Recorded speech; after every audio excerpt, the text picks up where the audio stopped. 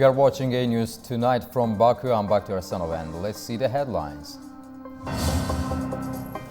Vladimir Putin says Russia will keep testing new missile in combat. Following his re-election in November, U.S. President-elect Donald Trump continues selection of political appointees for his second term. Developing nations stand firm at COP29. They say that $300 billion is not enough to tackle climate crisis. Russia plans to use its new hypersonic missile again in combat. This comes after it fires one of these weapons into Ukraine on Thursday, hitting Dnipro.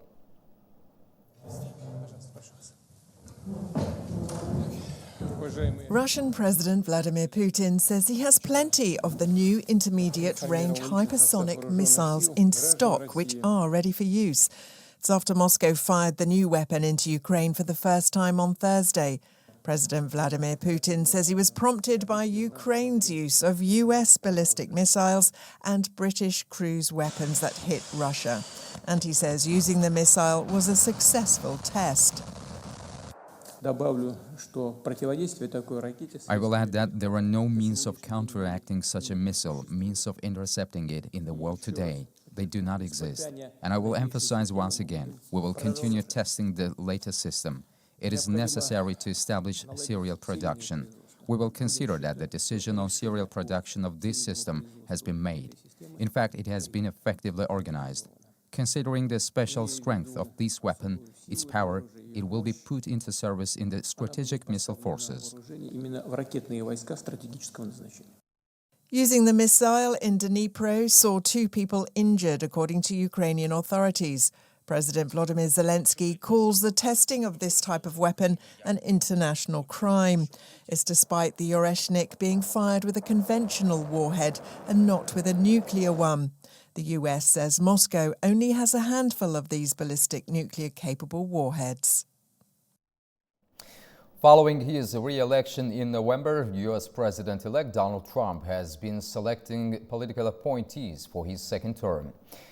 His recent appointees include the U.S. Treasury and Labor Secretaries and the Director of the Office of Management and Budget, amongst others. A second term serving as Commander-in-Chief, U.S. President-elect Donald Trump released statements on Friday of his latest appointees under his second term in office. Among them was Scott Bessent, taking the role of U.S. Treasury Secretary. The 62-year-old is a prominent investor and has advocated for tax reform and deregulation. Trump also selected Russ Vought to be director of the U.S. Office of Management and Budget, a position that will assist the president's policy priorities and how to finance them. In a statement published on social media, Trump describes Vought as an aggressive cost cutter. The 48-year-old served in Trump's previous term under the same position and is a key architect for Project 2025, the controversial conservative plan to overhaul the government, although Donald Trump denies any involvement with it. Congresswoman Lori Chavez de Remo was selected as Labor Secretary in a move Trump describes would create tremendous opportunity for American workers. According to a statement by the president-elect, he plans to improve working conditions and grow wages. The 56-year-old, who was elected to Congress in 2022, lost her seat to Democrat Janelle Bynum earlier this month. As Housing and Urban Development Secretary, Donald Trump's top pick is NFL veteran Scott Turner. Turner served under Trump's first term as the first executive director of the White House Opportunity and Revitalization Council. The 52-year-old is the founder and CEO of his family's foundation, Community Engagement and Opportunity Council, working to revitalize communities across America through sports, mentorship and economic opportunity. Trump is set to be back in office at the White House in January. We continue with another news. Thousands of migrants, including young children, scrambled on board a moving cargo train in the southern Mexican state of Veracruz. They are taking the long journey towards the United States border. Riding on top of the moving cargo train, referred to as La Bestia, meaning the train of death, comes with great danger. Thousands of people have been traveling on foot for weeks, and this form of transport provides a bit of relief.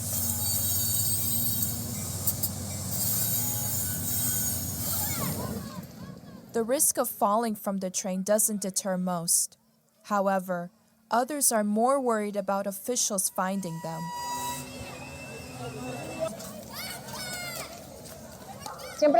You always fear migration authorities more than anybody. You're hiding in pathways where you're not supposed to enter and fleeing from migration authorities.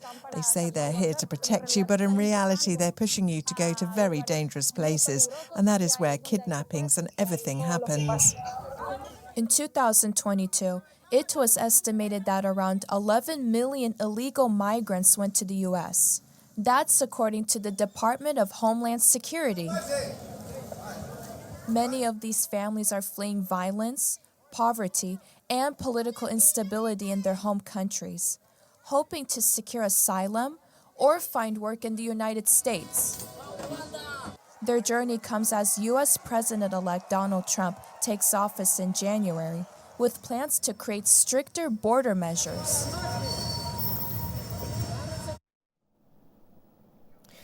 NATO Secretary-General Mark Rutte will visit Ankara next week for high-level discussions with Turkish officials. Rutte's visit on Monday will include meetings with President Recep Tayyip Erdogan, Foreign Minister Hakan Fidan, and Defense Minister Yaşar Güler. His agenda will also feature interactions with representatives of Turkey's defense industry and a tour of the Turkish aerospace industry's facilities. This will be Rutte's first official visit to Ankara since assuming the position of NATO Secretary-General.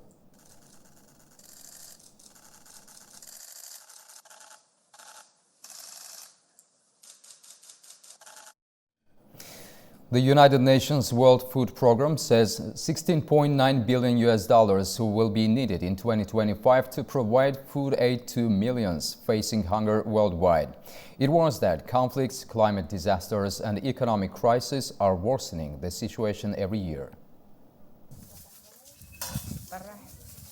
The World Food Programme's new report says 343 million people in 74 countries are experiencing severe food insecurity, a 10% increase from last year. Funding shortages in 2024 have already forced cuts to vital aid programs, leaving some of the most vulnerable without assistance. The program claims that $16.9 billion will be needed in 2025 to assist 123 million people in desperate need. Executive Director Cindy McCain is urging the international community to step up, saying that rising humanitarian needs demand stronger financial and diplomatic action. In India, farmers are adopting an eco-friendlier way of managing stubble rather than burning. This comes as New Delhi is experiencing hazardous levels of air pollution signified by presence of smog. Fire, the fastest way to clear out land. Each year, Indian farmers burn stubble between growing seasons to prepare their fields. Last year, stubble burning in Punjab and Haryana accounted for up to 40% pollution in the country's capital. That's according to Government Air Quality Monitoring Agency. So now some farmers are beginning to search for greener ways of managing plant debris. One such method is mulching. The wheat cultivated here is using the mulching method. In this method, you have to apply water to the seed, and the layer of stubble on top of it provides it with the heat to germinate, and it will later become compost for the crops. This initiative is being introduced to farmers in the Punjab by the Getty Virasat Mission, an NGO committed to promoting clean and organic farming. The practice of mulching is slowly gaining preference, but farmers still face the challenge of limited machinery. Equipment is tied to tractors to spray seeds, and then they're covered with mulched material. If we talk about sowing using the mulching method, if one farmer was sowing 2 acres of land, he is now doing 25 acres. If 2 farmers were doing it in a village, at least 20 more are asking to adopt the mulching technique now. but there is limited availability of the machines right now. However, even with a positive outcome, many farmers are still sceptical and will continue with the burning method. The air quality in New Delhi is at the top of the air quality index that gives it a classification of very unhealthy and hazardous. About 2.1 million people died from air pollution-related issues in India in 2021, according to the State of Global Air report released in June. Tensions are running high at COP29 as the revised draft of the new collective quantified goal on climate finance sparks outrage among developing nations. The draft proposes a $300 billion annual target by 2035, but key negotiating blocs are pushing back hard. Developer nations stand firm, $300 billion not enough to tackle climate crisis. As the revised draft text for the new collective quantified goal on climate finance was released during COP29, the global response has been anything but unified. The draft proposes an annual target of $300 billion per year by 2035, with developed countries taking the lead in providing financial support for developing nations. However, exclusive comments obtained by AnewZ reveal sharp discontent from several key negotiating blocs, with some threatening to abandon talks altogether. Representatives of the least developed countries bloc criticized the proposed text, stating, "Our priorities have not been taken into account. At the moment, we cannot engage on this text." Bolivia's representative delivered one of the harshest critics, describing the figures as both inadequate and offensive. A $250 billion target is not a joke, it's an insult. Even $300 billion is unacceptable. The figure should be at least $500 billion. The delegates continued with extensive paragraph-by-paragraph critiques of the text, highlighting the perceived shortcomings in its structure and commitments.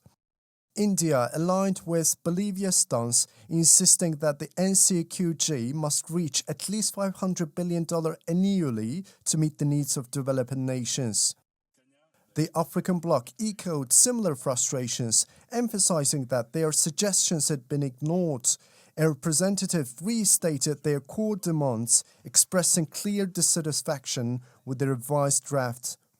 Samoa, representing Alliance of Small Island States, bluntly rejected the draft, stating, "We are not in a position to accept this text." Uganda expressed displeasure with the proposed financial figure and called for textual adjustments to the document, specifically referring to Article 9.1 of the Paris Agreement, which mandates financial assistance to developing countries.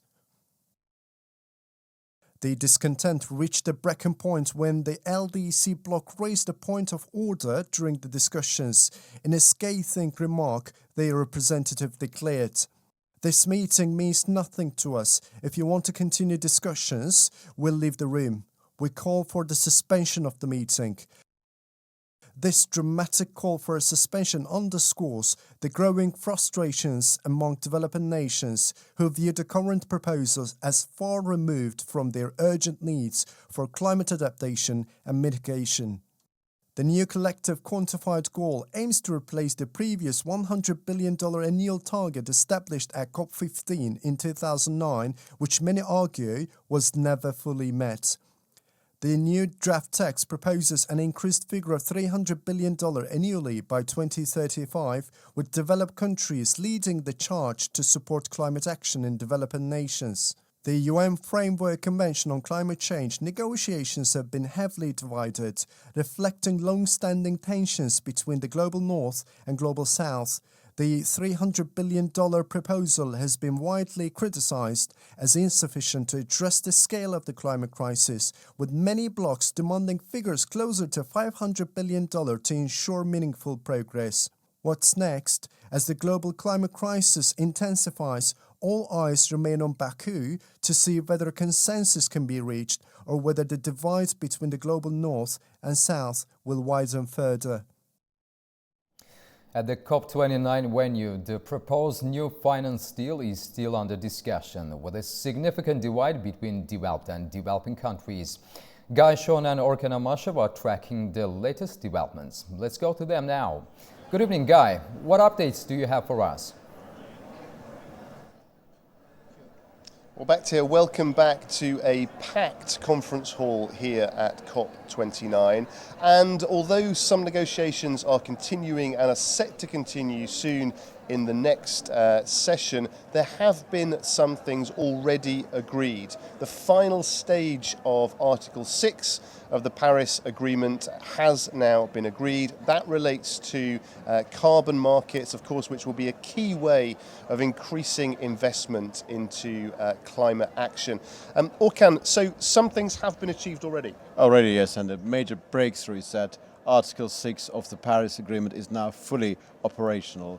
This has been one of the key objectives of the COP29 presidency, and the negotiations on the establishment of high integrity, trusted, transparent carbon markets are now over. So we have achieved something very, very considerable, of course. And as I said earlier during our previous delivery, on day one we achieved that the adoption of the Article 6.4 standards. That was a framework deal, and that was a development in relation to Article 6.8.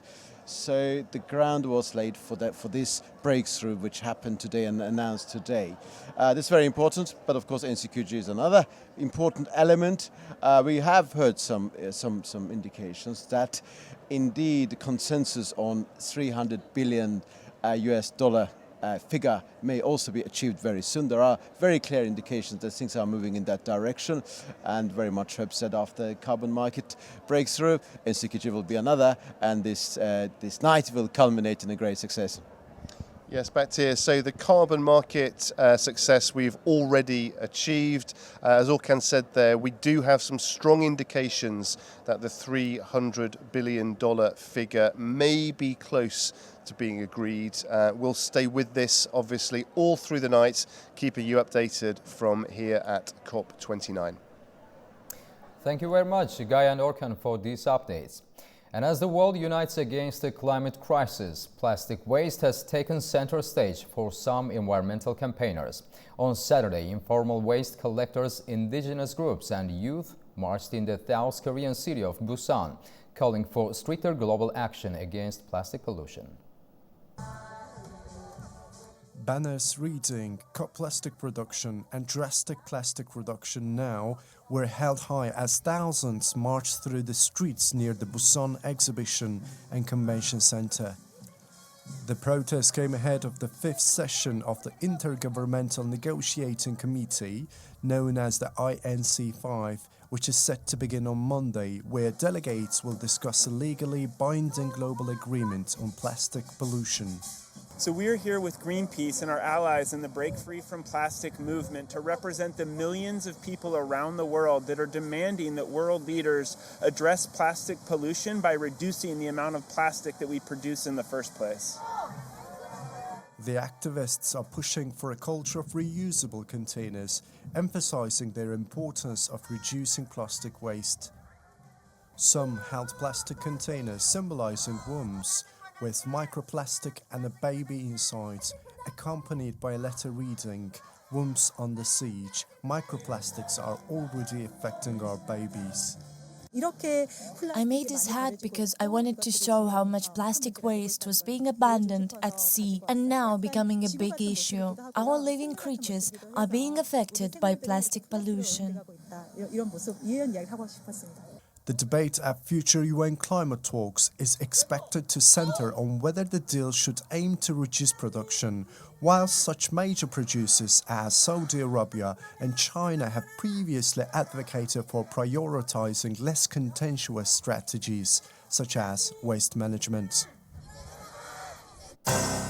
Well, that's all we have for this hour. Please do stay with us. Thank you for watching.